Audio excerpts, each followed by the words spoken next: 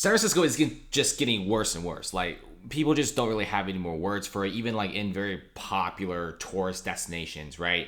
You have these massive shoplifting incidences.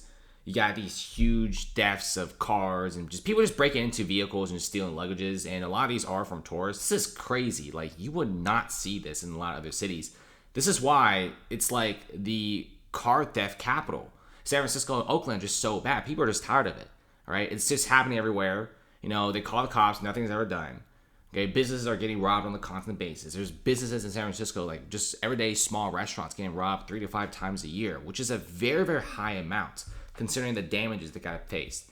And in a lot of San Francisco areas, look at the vacancy rates, right? The vacancy rates are absolutely sky high, and they're increasing on a rapid basis, and they're only going to keep rising, right? Many restaurants and many businesses just don't want to be here. Look at the amount of shoplifting instances in like Walgreens and CVS. Even locking away stuff doesn't stop theft, and people don't even wear ski masks now to rob places, right? They know the laws in San Francisco and Oakland, the rest of the Bay Area are just so lax that they just go in, rob like hundreds of dollars worth of liquor, products, walk out. I mean, I remember like back when I was a kid when I was watching cartoons, burglars and robbers are usually wear a ski mask or something. But nowadays, they don't even wear anything. They just go in, take the things they want, they leave, and that's it, right? And this is how lawless San Francisco is getting. Now, I like San Francisco a lot. I've been here before the pandemic. It truly is a great place. I mean, it's a very different vibe from the East Coast, but I would never visit it again when the times are so troubled, right? When so many stores, so many businesses are leaving, and just crime is just through the roof. Can you imagine living in a place where car theft is like the highest in the country? I don't want to live here. And now you do have the heir to the Levi fortune, Daniel Lurie, is thinking about replacing San Francisco Mayor London Breed. And this is happening, and it seems to be like some people are taking it pretty well. They seem to actually like, a new person on the line, especially someone who does have a little bit of business experience. And of course, this dude lives in San Francisco. And guess what? The Levi store actually didn't close despite all its other neighbors closing. I think the dude's trying to make a statement that he genuinely does care about San Francisco. Many of the Levi stores are in San Francisco. His home's in San Francisco. He's lived here. He's grown up from here. So seems like a pretty decent candidate. And what a lot of people online are saying that San Francisco right now probably needs someone that's a lot tougher on crime. The laws are basically just words on paper in San Francisco. They don't really have that much value. And right now you do have Daniel Lurie, a local nonprofit leader, heir to the Levi fortune, officially announced that he will be challenging London Breed for her seat in next year's election. Says that San Francisco is in a crisis, we need people together, we need leadership outside, and pretty much says that, the whole entire city is just being ran to the ground, right? I think he really, really wants to win. And he also says a lot of things about police officers, and that's a big thing because the whole entire defund the police situation is absolutely killing San Francisco. I know some people might say 300 officers may not seem like a lot, but it really is, right? San Francisco is actually short 600 to 700 police officers, not to mention so many other staff to go along with it. So the whole defund the police situation in San Francisco just absolutely just destroyed the whole city, right? This is why crime is so rampant, and of course when crime is so rampant, it escalates because people see other people committing crimes and there's basically no consequences. They start doing it too because honestly, crime does pay better than a 9-to-5 job, working 15 hours, $15 an hour, or $20 an hour, or $30 an hour, whatever you want to say it. Like, crime, I just hate to say it, but it does pay well, especially when people get away with it like 10, 20, 30 times in a row. And this is what's happening, right? And when they have 300 less police officers, it's just like bad. And what San Francisco really needs is basically a National Guard. It's getting worse every single day. There's burglaries, robberies. It's just so bad. Let me give you guys a few examples. Oakland business owners are so mad that they are closing down 200 restaurants and businesses just to protest, right? But of course, nothing's really being done. Same thing in San Francisco. You have people going to like the Castro, business owners actually protest using signs. Nothing's really being done either.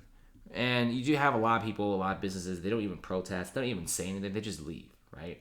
Salesforce is also one of the guys who are just so mad right now. Salesforce, San Francisco's biggest tech employer, The CEO has said no numerous times, why can't they just make the city better? Why can't they solve the crime issue, the homeless crisis? It's really not that difficult of an issue, right? If you go to cities that just operate normally, crime is super low and people have a great time outside at night.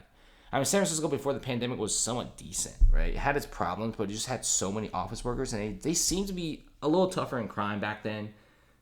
And it was great. San Francisco had a great nightlife. People walking out all the time. Now everyone's afraid to walk out at night, right? The homeless crisis is everywhere. People just smoking fentanyl on the streets. It's crazy. And the amount of restaurants closing every single day in San Francisco is wild, right? You got this Italian restaurant. They're closing down the financial district after 13 years. It's just not them, right? There's still several other businesses in the Bay Area, like coffee shops open for like 7 decades. They're closing down. The oldest brewery in America, in the Bay Area is closing down. And it's just like a few restaurants that I'm just listing. But there's just hundreds of restaurants, businesses, cafes all leaving. If you go to the Mission District, you're going to be seeing a whole row of closures and also tents and tents everywhere when the citizens in San Francisco have to buy 2,000-pound planter boxes to put in the middle of the sidewalk. So there's no just tent and homeless encampments. That's crazy because they know what they call the police. They can't do anything, right? Tent sweeps are illegal. And also the police can't really do much either. It just filled the lawlessness, and I think people are just really sick and tired of it. This is why there's a population decline. This is why 150,000 office workers no longer come back. I mean, what San Francisco really needs is a massive change, right? But I think San Francisco right now is just so afraid of change. And this is why some people seem to like the Levi guy. They feel like this guy may actually bring some change because he actually addresses a lot of the core issues. I think San Francisco right now, the reason why it's so bad is none of the big issues are being addressed. Why is people leaving? Oh, because there's crazy high amounts of shoplifting. Maybe we should hire a little bit more cops. I mean, it's not really rocket science for a lot of these things, but I feel like, a lot of these super left-leaning cities, I guess they're just built different. I don't know. We also have Target closing down stores due to surging retail crime.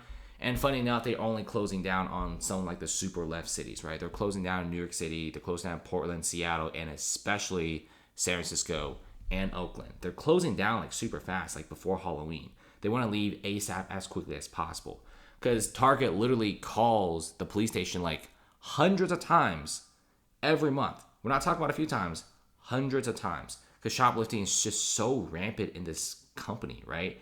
You have Target employees who don't want to be named said that they see shoplifting every 10 to 20 minutes on the job, which is crazy. It's not always going to be like the big items. It's usually like the small items, like lipstick, maybe some items here and there. Like, it's just crazy. Like, shoplifting is just like a daily type of thing in San Francisco.